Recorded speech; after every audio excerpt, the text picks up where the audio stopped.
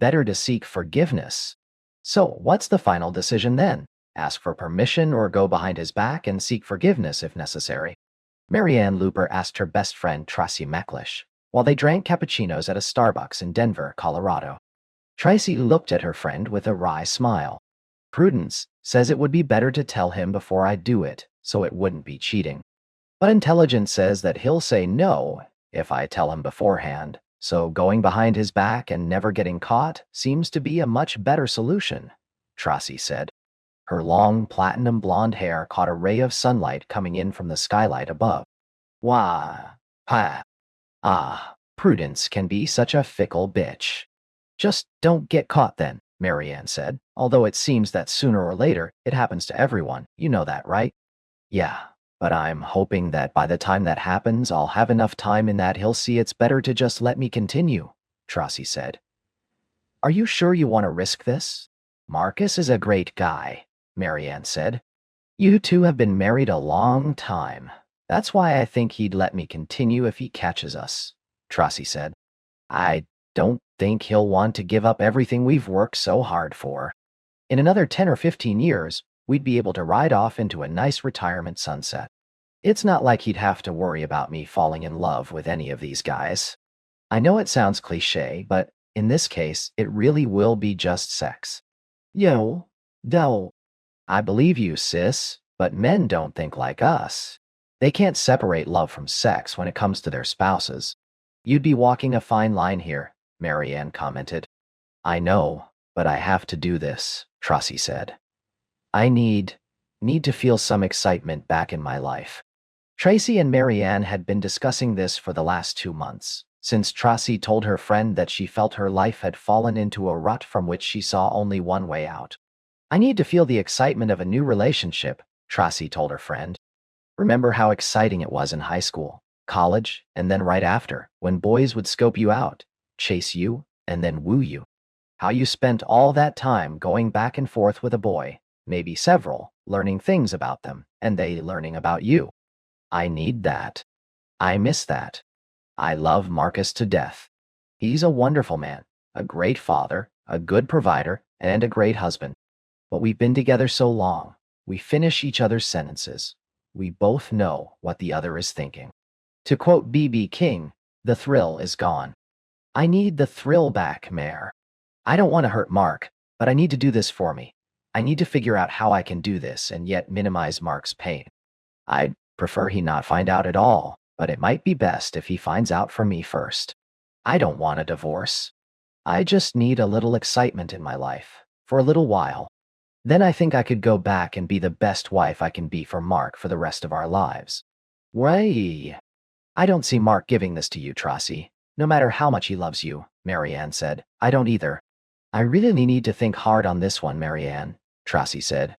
When he was standing at the bar with another student, when Tracy and 3 friends walked into the small Mexican restaurant near campus. The 4 girls sat down at a table, Tracy's spot facing the 2 young men at the bar. I've seen the round one around campus before, but not the tall guy with the curly mop of hair, Tracy said to the others at the table. Any of you know that one? That's Marcus McLeish, science geek extraordinaire, said one of the others at the table. Not much of a socialite. He's too busy being brilliant. Everyone says he's going to start out at 6 figures with one of the big chemical companies. You want? Wow. All that and gorgeous blue eyes, and it looks like a decent body too. Ladies, I think I just found my husband. I'm going in, Tracy said, as she got up from the table and headed toward the young man.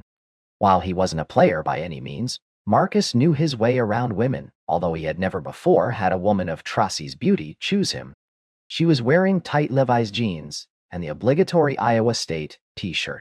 The young man tried to play it cool, but couldn't stop himself from blatantly looking at the curvaceous woman up and down. Smooth. Real smooth. You might want to wipe that drool off your chin, science guy. I'm Tracy Miller, by the way, she said, smiling when he couldn't get out a coherent answer. The two were an item from then on, and were married a year after they graduated. Tracy's outgoing, direct persona brought out the best in the quiet, reserved, uber-intelligent science geek. Mark's entire focus away from work was being everything his wife wanted and/or needed. In her presence, he could hold a conversation on many subjects, even be glib and charming when that was needed. Or he could be forceful when that was needed. 27 years of marriage did nothing to reduce Mark's love for his wife and his life. He had worked very hard balancing his career and his family life, and thought he had done well. He was a vice president of research for a medical equipment firm, and he and Tracy had raised two exceptional children, both of whom were now at good colleges. They had a nice home, took great vacations, had been smart with their money, and were planning to retire at 60 to tour the world while they were in good health. If asked, Marcus would have told anyone who would listen that his marriage was just about perfect. And well, Tracy thought that since Joshua Laird was the one that got her started on this path, he should be the first one to reap its benefits. The 35-year-old had twice asked Tracy to go to lunch with him, and was twice turned down, the woman pointing out that she was happily married. So when she asked him to dinner a few weeks later, he squinted his eyes at her for several seconds before giving her an affirmative answer. "What's changed? Are you and your husband on the outs or something?" he asked. Tracy wasn't sure how much she wanted to reveal, so she opted for a minimal answer. "Hubby and I are good. This is something I want. And it's outside of my marriage," Tracy said. "And since you were the one who was bold enough to ask, fortune in this case favors the bold. All I will say is that I'm at the time of my life where I want a little excitement again. I'm a wife, a mother, and a professional, but I'm also a woman with needs and feelings. I think that part of my life has been getting short shrift for some time, and I also miss some of the spontaneity of my younger days. Wine me. Dine me. Let's see where this leads, discreetly." Message received. "Thank you for giving me the chance," Joshua said.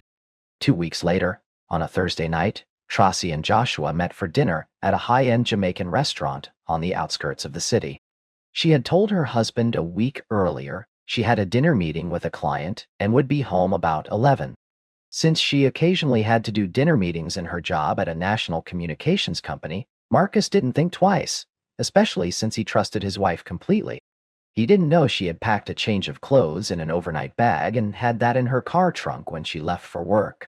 Joshua was surprised when Tracy got out of her car in a short, tight blue dress that wasn't what she wore to work. He took a good look at the woman, and despite the fact that he knew she had worked at their company for 20 years, he still guessed her age at about 40. "You look hot, Tracy. Not what you were wearing earlier today," Joshua said. "No. I thought you deserve better than business, Tracy," she said, making air quotes with her hands. He held his hand out to the woman. She took it, and the pair walked into the restaurant like the couple they were for that evening. Tracy's heart was beating double time. This was exactly the reason she wanted to date another man. Seated at the table, she looked into Joshua's big brown eyes, noted the mocha color of his skin, and guessed at the fit body under his business suit. She smiled brightly. "Are you part Jamaican? Is that why you chose this place?" Tracy asked her date. "As a matter of fact, yes, I am," he answered. "Both of my British grandparents married Jamaican women, and both of my parents live in England. Both of my grandmothers were great cooks, and I have great memories of them cooking up some hellacious food. I come here at least once a month. Jamaican food also sits easy on the stomach. Some dancing is next on the agenda." Tracy felt her pussy lubricate the first time Joshua wrapped her tightly in his arms on a slow dance. Feeling the strength in his arms, Tracy melted into her partner. It seemed to her that all 5 of her senses were on high alert. The two danced for about 45 minutes before Joshua suggested they finish the evening at his apartment. At first glance, Tracy thought the suggestion was almost too bold. Upon further reflection, though, she realized this was exactly what she wanted. She gave the younger man a beautiful smile and a nod of agreement. As they had done at the restaurant and the club, they each took their own cars to Joshua's apartment. Once she stepped inside, Tracy noticed that she was trembling in anticipation, and her pussy was soaking her bikini pants. 45 minutes later, Tracy was lying on the bed next to Joshua, breathing heavily and sweating from her first sex with anyone other than Marcus in more than 28 years. She had come hard twice, and was reminded that sex with a 35-year-old was just a little more vigorous then with a 50-year-old. Yeah, this was what she had in mind when she made the decision to step outside of her marriage. Nee. I need to go clean up a bit and change back into my daily, she told Joshua after a few minutes. Tracy noted while she changed her clothes and fixed up her hair and makeup, the guilt she expected to hit her was minimal. She smiled inwardly, knowing that this was a good sign. When she came out of the bathroom, Joshua, still naked, was waiting for her. They kissed passionately on the lips before she left, telling him that she would be pleased to do a repeat performance in the future. Tracy walked in the door at 11:15, quickly apologizing to Marcus for being a few minutes late due to traffic. She was sincere about being late, and her unsuspecting husband noted that sincerity as she quickly kissed him on the lips and breezed through into the bathroom. Wow, that was easier than I thought, Tracy said to herself as she walked past. All that worrying for nothing. After 5 repeats with Joshua, Tracy decided she needed to branch out to keep to her plan. Not that she stopped having sex with Joshua, she just added a second man, and soon a third to the mix. Getting to know all three, both in and out of bed, was very exciting, completely satisfying her need for new and exciting. Tracy was feeling somewhat smug with the way her plan was working. She was usually getting together with her lovers twice a week. The sex was fantastic, and doing new things and having new people discuss everything and anything was equally as good. If she was honest with herself, she would have said the sex had actually become secondary, in part because her lovers, while good, really weren't any better than her husband. She began to consider adding more people to her rotation to keep things fresh. Is that your wife? Carl Smiley hesitantly asked Marcus as he moved in behind the older man to look at a schematic on his computer monitor. Tracy's photo and a photo of his 2 children always were on the left-hand side of his desk, just to the right of his monitor, which sat at the corner. Marcus heard the hesitation in the younger man's voice and noticed he had taken a step back. He turned to look at the younger man and saw that he was ashen-faced. He pointed to the chair across from his desk and told the man to sit. Carl had worked with Marcus for 3 years. Marcus liked the 27-year-old and felt he had a good future with the company. He also thought the young man was handsome and respectful, the kind of man he would like for his daughter to marry someday when she decided to take that step. Something's obviously wrong, Carl. You look like you've seen a ghost. Oh, you have seen a ghost, haven't you, Carl? Marcus said, his face suddenly showing recognition. Carl quickly dropped his eyes into his lap. Marcus got up, closed his office door, and locked it. He sat back down in his chair and stared through the young man, the silence growing louder as it were. I didn't know she was your wife. I swear I didn't, Carl whispered, keeping his eyes down. I knew she was married. She said she and her husband had an arrangement. I swear I didn't know she was your wife. Marcus' face went from concerned to angry to nauseous in the blink of an eye. His well-ordered brain felt like a bomb had gone off inside, with questions and thoughts coming from every angle. How many times did you know she was my wife? Marcus finally asked after a silence of about 10 seconds. Nani? 3. No, 4, the younger man replied, quickly having the actual number to try to lessen the impact. Marcus felt tears come to his eyes. He had seen Carl quickly calculate something in his mind, and guessed that the younger man gave him a number that was lower than actual to try to ease Marcus' pain. After another extended silence, Marcus finally croaked out. How? Why? The younger man finally looked up at Marcus. He didn't need more words spoken to him to know what Marcus was asking. We met about 4 months ago in a bar that has a dance floor.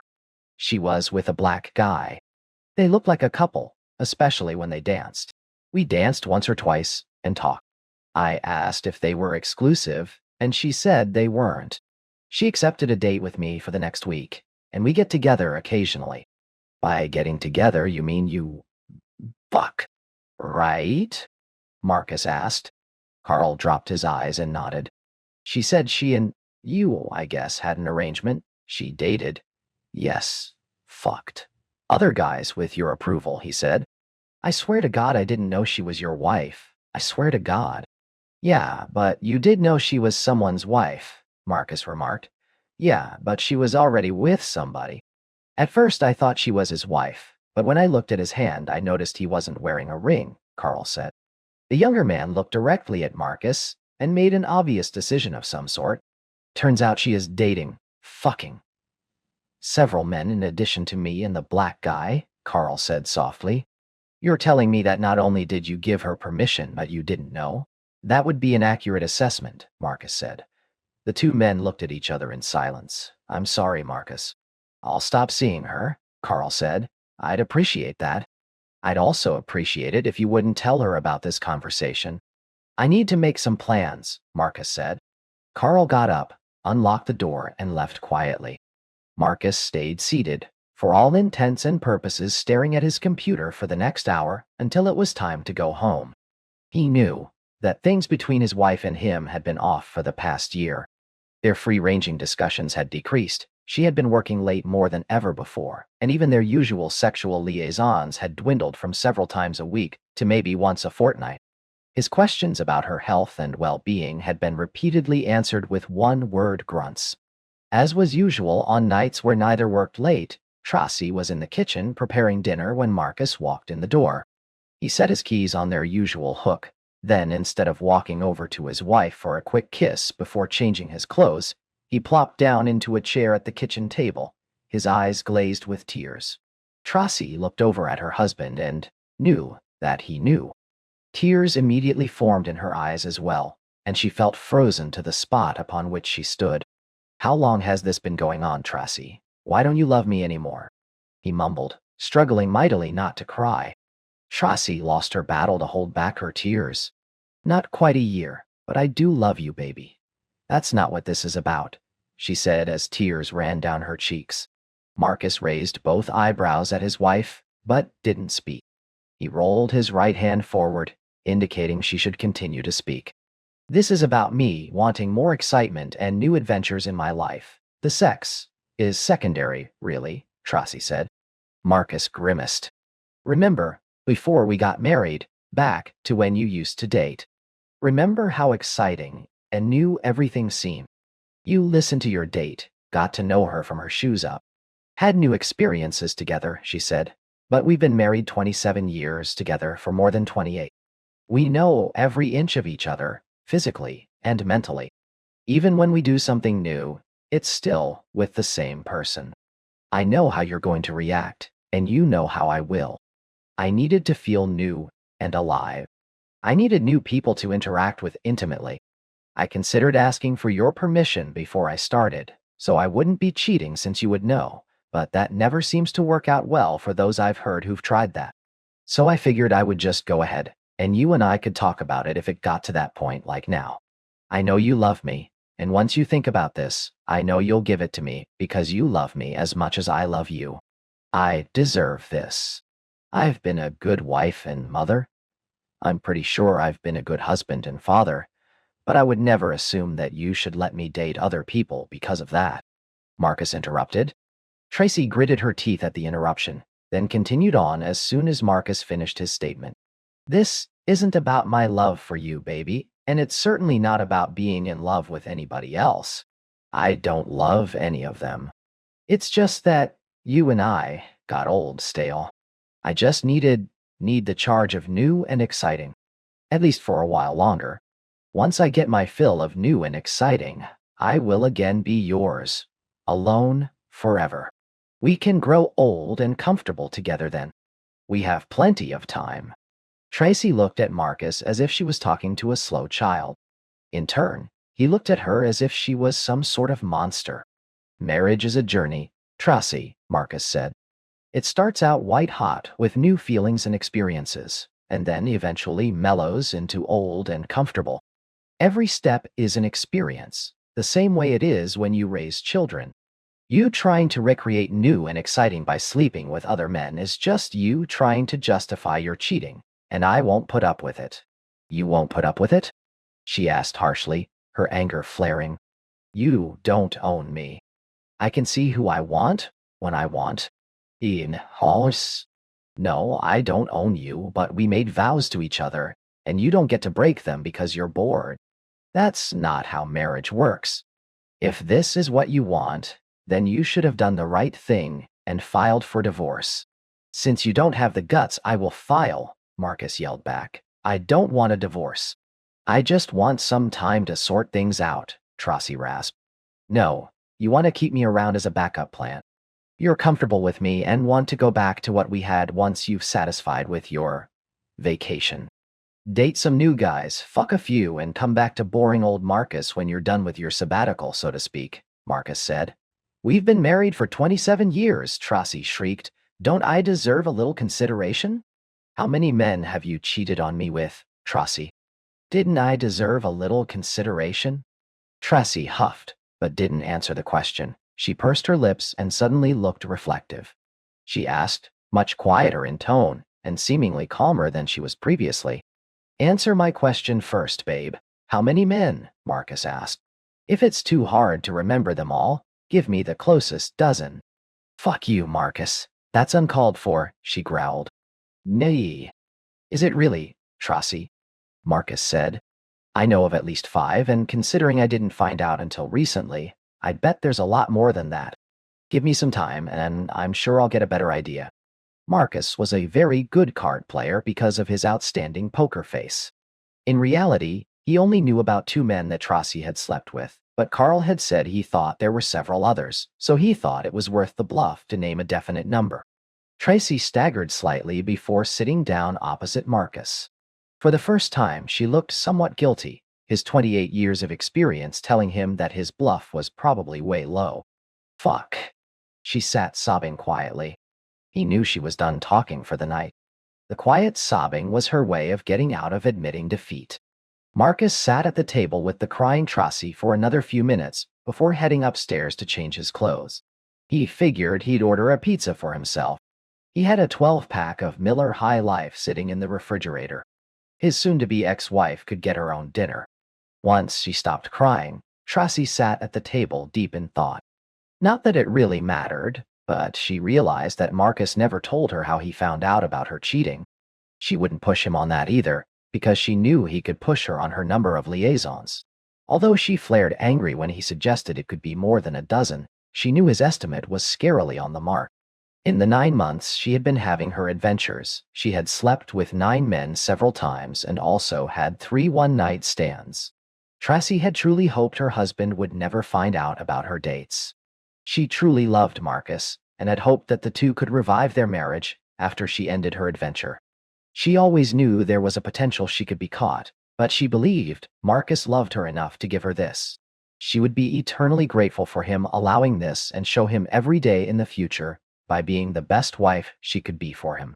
Tracy wasn't surprised, but was hurt when Marcus headed for their son's old bedroom when it was bedtime for the pair. We've never slept apart in all our years of marriage. Why start now? It's not like we haven't been sleeping together the whole time I've been dating, Tracy said. Marcus suddenly looked sick. He rushed to the bathroom and regurgitated his pepperoni lover's pizza. Tracy wet a rag and left it on the counter for him, and then went off alone to bed. Marcus staggered into his son's bedroom and fell on the bed. He slept fitfully. The next morning, the pair was mostly silent as they got ready for work. Just before Marcus was about to head out to his car, Tracy reminded him that she would be getting home about 90 minutes late because she had to work late. The words were barely out of her mouth when she realized she made a mistake. Oh, shit. How many times did you use that excuse on me to cheat? Is that what this is? Marcus asked. In truth, that's exactly what it was. Tracy had a lunch date with a man for sex that she had made last week. She hadn't given the date much consideration until she issued a reminder to her husband, because up until yesterday, there wasn't anything to consider. Yeah. I'm going to meet someone. I'm sorry. I made this date last week, and I told you about working late the day before yesterday, she said. Wow. Yes, I used work as an excuse a lot. Sometimes just working late, sometimes meeting clients, but it wasn't always a lie. Sometimes I really did have to work. Noon. I suppose I should just cancel my appointment. I didn't think. You're not going to stop dating other men for a while, are you? Marcus asked. No, I don't plan to. I was planning to continue for a while longer. Well then, you might as well fuck this guy too, Marcus stated blankly, causing Tracy to wince. He walked into the garage, got into his car, and drove to work. Fuck, that didn't exactly go according to plan, she thought to herself. Only Marcus was amazed he didn't get into an accident on the way to his office. He didn't remember driving, but suddenly, he was in the parking lot. Once at his desk, he couldn't focus on his job, his mind wondering exactly how many times his wife had sex with other men in the past 9 months plus. She told him the sex was secondary, but to his mind she was lying, the same as she often did when she said she was working late.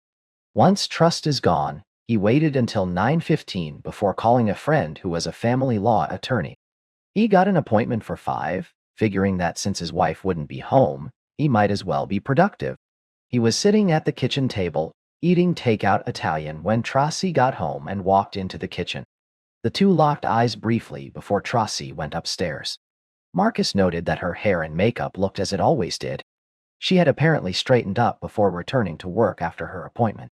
She came down in casual clothes. Marcus was very aware that she hadn't showered. "How many times did you give me sloppy seconds?" Marcus asked his wife in a whisper. When her husband's newfound knowledge of her dating, she couldn't think of them as affairs. Changed so many things, she realized, as he looked at her with loathing in his eyes. She cringed before answering. "Niwanu. I should slap the shit out of you, you disrespectful bastard." "I would never do that to you," Tracy said. Marcus smirked at Tracy's anger. He was trying to hurt her and succeeded. "Like I thought you would never cheat on me either," he responded calmly. "You've shown me that I don't know you as well as I thought I did." She sighed loudly, then rolled her eyes. "Go ahead, play the martyr," she said. "All right, I will," he said. "You calling me disrespectful is the ultimate pot calling the kettle black. You lying and cheating on me for months is incredibly disrespectful. Even you would have to admit that. I'm not disrespecting you. I've already told you. I am enjoying new experiences and relationships," she said. "You say potato. I say disrespectful, considering you broke our wedding vows." Marcus spat at the woman. Tracy was completely surprised when she was served divorce papers the next week at home on a Wednesday night. The surprise turned into anger as she opened the ubiquitous manila envelope on her way from the front door. "I thought you were going to give me the benefit of the doubt on this one, Mark. You're going to throw 27 years away because I want to have some new experiences, and you are just happy to grow old," Tracy bitched. "What in God's name ever gave you the idea that I would let you sample other men for a year and still stay married to me? Do you see a lobotomy scar across my forehead?" Marcus said calmly. "Why can't you get it through your head that this is about experiencing new things, new people? The sex happens, but it's not that important," she said. "Yet virtually all of your dates seem to end in sex, don't they?" Marcus said. "How do you know that?" she asked, shocked. "I didn't officially until just this moment, but I know guys. Remember, I am one. If it's on the menu, a guy is going to order it. We are predictable," he said. Tracy grimaced and walked off. Now that the cat was out of the bag and she was no longer having to hide her dates, Tracy felt empowered to stay out later, coming home after midnight on her next 2 outings. She was both surprised and somewhat annoyed that Marcus was sitting up waiting for her to get home, the way he waited on the children when they were out on dates. "Have you ever gone line dancing before?" "Boy, that was a lot of fun last night," said Tracy to Marcus as the two ate their usual quick breakfast before they left for work. Marcus' eyebrows raised. He was more than a little surprised with this development. "So now you're going to give me a synopsis of your dates?" "Perfect. Was the sex good, too?" he asked sarcastically. She smirked at his question. "Yes, it usually is," she answered flippantly, giving him a smug look. "But there's the rub, babe. There's always sex," Marcus remarked. "You can deny it all you want, but it's about the sex as much as anything. And that makes you nothing less than a slut. Which is why we're getting divorced." "Yee." "Not going to be a divorce, Marcus." "Nini? Ow." "So you've said, Tracy." Anime. Marcus waited a week and called both kids to tell them of the divorce. He was surprised when his oldest, Layla, seemed to know all about everything that was happening and was apparently taking her mother's side in the proceedings. Neil Mao. Ow. Wow. Can't you see that she still loves you and that she'll come back to you eventually? Layla said. Eventually is too late, Marcus said. I'm not the kind of guy who would share his wife. Her fucking around on me for almost a year with multiple men tells me she doesn't love me near as much as she thinks she does. Nanda. I. But you had 27 good years, and she still loves you. I know that, Dad, Layla said. She just wants to experience new people and things for a while. You don't. You're happy with the status quo. Don't let her desire to have new experiences be the end of you two. But she's cheating on me, Layla. I can't just ignore that. We made vows. Till death do us part, Marcus said. Doesn't 27 years of being a good wife and mother earn her some bonus points, Dad? What would you gain by divorcing her? A dingy apartment by yourself for the rest of your life. By staying with her, you would earn a lifetime of her ongoing devotion to you, doing whatever she could do to please you. Winning. But doesn't she owe me the same level of devotion that I have given to her? Marcus asked. I have kept my vows, even though it would have been just as easy for me to break them as she. You can't seriously be supporting what she's done. Does Nate know that you're supporting this lunacy? Maybe I need to find out how he feels about this. You won't do that to me, Dad. That would be going above and beyond, Layla said. Watch me, baby. I think he needs to know exactly what is going on and your take on it, because this is going to come back to haunt him in the future, Marcus said. Daddy, no! Layla cried. I would never do that to Nate. Then why are you so keen on your mother doing it to me? Marcus asked. If you think this is acceptable behavior, sooner or later you are going to do it to your husband. Do you think this is acceptable behavior? Layla hesitated. Marcus took that as a sign that he was correct. Tracy and Marcus' son, Ed, was unequivocal in his support for his father's position when he was told about the divorce and Marcus' reasons. I never thought she'd go that far off the deep end, Dad, Marcus said. Wow. A week later, on a Saturday night, Tracy was sitting on the sofa in the living room, looking over at her husband, sitting on the other side of the room in his lazy boy. It suddenly dawned on her that it had been weeks, no, months, since the two had cuddled together on the sofa as they often used to do. Upon further reflection, it had been months since the two had done any cuddling, kissing, or had sex. She was so busy with her adventures, she hadn't missed being close or intimate with Marcus. Why hadn't he complained or initiated anything, she wondered. Marcus, sweetie, why don't you move over here and we can cuddle together? Maybe play around a little. It's been a while for you, hasn't it? You're not getting too old for that sort of thing, are you? Tracy asked. I'm good, baby. Yeah, I still like sex, but we haven't had any since I found out you were cheating on me. Not going to touch you. In fact, I had myself tested after I found out you were cheating on me. Doc Sabine seemed a little surprised, Marcus explained. You went to Dr. Sabine? He's going to think that you're a slut? Yeah. Pretty sure he got that message, Marcus said. No. What? Tracy moaned. For once, couldn't you think about someone other than yourself? This will be all over town pretty quickly, if it isn't already. You've outed yourself as a cuckold, babe.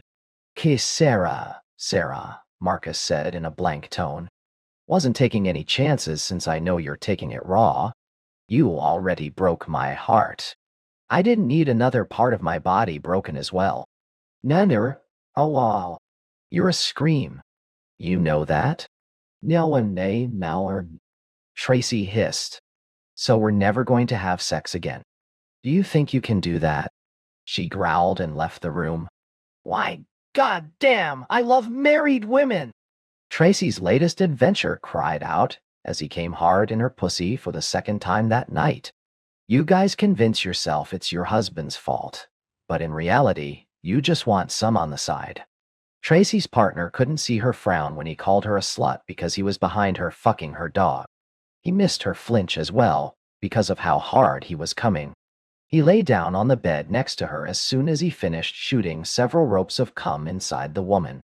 The young man was barely 25. Tracy lay down on her back and looked over at— what the fuck was his name? Harrison. Harrison Baines. His eyes were closed. He was a handsome son of a bitch, she admitted, but really there was nothing special about him. His body was okay. He was a pretty good dancer, but he really wasn't very smart and couldn't hold up his end of a conversation unless it was about baseball. Almost without exception, all of Tracy's dates ended with sex. She knew she told herself her dating was about having new experiences with new people, but in reality, it was about having sex with new people. As she thought about it further, maybe Harrison Baines was correct. She was a slut. A self-absorbed slut, at that. Maybe it was time to reconnect with her husband. The only problem was how to do that. Marcus' refusal to be intimate with his wife since he found out she was cheating was the biggest sticking point to this reconnection. Tracy knew Marcus still loved her on some level, but it would be so much easier to gain him back if she could fuck him stupid several times. How do I get him back in my bed? He's been in Ed's room since he found out, and has been as celibate as a priest, Tracy said to Marianne Looper over lunch soon after. I'd bet he's got calluses on his damn right hand. You could be in deep trouble, girlfriend, if you can't get him back into your bed, Marianne answered. I thought you had a backup plan. I thought 28 years was a good backup plan. I mean, we had a damn good marriage. If it was that good, why did you blow it up? Most women would kill to have a great guy like Marcus, Marianne asked. Because I thought I was so fucking smart. I was so sure I could have my cake and eat it. I'm still not sure how he caught me, Tracy said. Too late to worry about that, Marianne responded. Oh, Marcus had no clue how to live the life of a bachelor. It had been a long time since he had been one. At first, life was all about work and then going home to a lonely apartment to fix a dinner of frozen pizza or Pop-Tarts. Eventually, he ventured out with several friends and found there was a whole world out there he knew nothing about. Single professional men and women in their 40s, 50s, and 60s. At first, Marcus sat on the sidelines and watched as his middle-aged brethren all seemed to gravitate toward the women in their 20s and 30s. He understood the attraction, but he also noted that there were a lot of unattended older women. The best-looking of these often paired off with younger men, like his ex-wife had done, but there will still be more than enough decent-looking women out there if their ringless left hands were to be believed. Marcus always checked for a wedding ring because he didn't want to do to some unsuspecting husband what was done to him. Just because she's married doesn't mean she's off limits, one of his friends, Tom explained one night. She doesn't necessarily want to sleep with you. She just wants to have a little fun. What's wrong with that? She's somebody's wife, Tom. That's what's wrong with that, Marcus said. I'm not going to help some slut with her husband. I certainly didn't like it when it was done to me. I won't do it to someone else. Even with what some of his friends called his quirky requirements, Marcus discovered there were more than enough single women around. Some of them were looking for Mr. Right. Others were just looking for Mr. Right now. Marcus wasn't above spending time with each type and had more than a few hookups in the next year. Marcus truthfully doubted he would ever again find the kind of love he had for most of his 28 years with Tracy. Until she decided she wanted to sample more, Marcus thought his marriage was just about perfect. Finding a woman like the Tracy he first married was probably an impossible task, he admitted to himself. Carol Radke was sitting alone at a table for 5, guarding the drinks as it were in this world where women had to watch out for men spiking their libations. When Marcus decided to make the woman's acquaintance, he guessed the woman to be maybe a few years younger than himself, with a deep tan or maybe mixed race, shoulder-length straight black hair and expressive, large brown eyes. He could see that she was rocking to the beat of the music while she was seated. Do you mind? Marcus asked as he pointed to the empty seat next to the woman. Oh, please, she said with a bright smile. It will be nice to have a full-grown adult to talk to for a while. I'm babysitting the children tonight. Marcus smiled back and raised his eyebrows in question as he sat down. It's girls' night out for the youngsters in the office. I'm along to make sure everyone goes home alone and safe. I'm the only one here who didn't need to show ID to get in. Carol Radke, by the way, she said. A chuckling Marcus introduced himself. Yeah, it's been a long time since anyone has asked for my ID too, he said. The two were engaged in conversation as three younger women drifted back to the table from the dance floor. They all smiled at Marcus and took up empty seats around the table. Carol stopped talking with Marcus long enough to make introductions. Each of the 20-somethings was polite as they said hello. Is Mary Jo around somewhere? Carol asked after the introductions. No, no, ma. Yeah, she went to the ladies' room after the last dance. A young redhead to Marcus's left answered. Give her another minute or two, then one of you check to make sure she's okay, Carol said to the table, looking from face to face. Yes, Mom, one of the girls answered. I've never lost a charge yet at one of these no's. Not about to start tonight, she explained to Marcus. That's great that someone looks out for the youngsters. Do you come with them all the time? He asked. Whenever they do a girls' night out, I do. When they go out by themselves, well, they're on their own. I'm just the old, divorced mother hen. I have 2 drinks maximum, then switch to iced tea, she said with a laugh. Does Mom ever get to dance? Marcus asked the table while Carol blushed. Not often enough, we think, said the redhead as the rest of the women smiled. So then you guys won't mind if I take her out for a few minutes, assuming she says yes? Marcus asked. Carol nodded yes, and the younger women shooed the two out to the dance floor. He noticed that Carol seemed to be hiding a curvy body under her understated blouse and skirt. Marcus was not a great dancer, but he wasn't shy about trying. He was much more confident when a slow song came on the speakers, holding the woman close. She enjoyed the strength of Marcus's arms and settled in closer. He noticed and enjoyed the feeling. Marcus left the bar with Carol's phone number and a date for the next Friday. National. Way to go, Mom, Marcus heard one of the younger women say as the group left the bar. Wayne Trotzy stopped dating until the divorce was official, figuring that maybe showing Marcus she had stopped would change his mind about continuing the divorce. She never held back on her anger that Marcus wouldn't consider reconciliation after all the years the two were married. You cheated on me, first behind my back, then right in front of me, without any consideration for me, for my feelings, for the consequences of your actions. What the fuck, Tracy? Marcus said one time when she begged him to reconcile. It didn't mean anything. I just wanted to feel the excitement of new experiences, new people. We had grown stale, she said. It meant something to me, Tracy. If you had ever loved me, the least you could have done was divorce me first instead of cheating on me, he growled. Whining Carol understood that Marcus needed time to be able to trust a partner again with his heart. She had divorced a cheating spouse 10 years earlier and had experienced many of the same issues Marcus was going through. He found out the caring nature she exhibited with her younger coworkers was her natural motherly instincts coming through, even though she had never had children of her own. The two had a small wedding, a little more than a year after their first date. 6 months after the first date, Marcus had proposed, feeling that Carol would protect his heart for the rest of their days. Marcusson stood up for his father as best man. One of Carol's co-workers, who had been with her when she met Marcus on the first night, was the maid of honor. Marcus's daughter was not happy that her father was marrying another woman, but she had to admit that Carol seemed to be the right fit. Take care of him and Dad will love you forever. He's like a loyal Saint Bernard in that way, Layla told her after the ceremony. The two retired 12 years later and spent their retirement years traveling around the country and visiting their grandchildren. They enrolled in ballroom dance classes and participated in several events in their area. They were rarely apart. Once the divorce went through, Tracy went back to dating multiple men, having nothing further to lose. Even though she was still a good-looking woman for her age, she was aging through her 50s, and her dates were no longer the handsome hunks she used to get. Still, since she was no longer married, she took advantage of being able to spend overnights with her dates. Sometimes she even spent full weekends with her man of the moment. Although she was loath to admit it, being a slut helped her fill her time. I miss him every day, she told her friend, Marianne Looper, one day at lunch about 5 years after the divorce.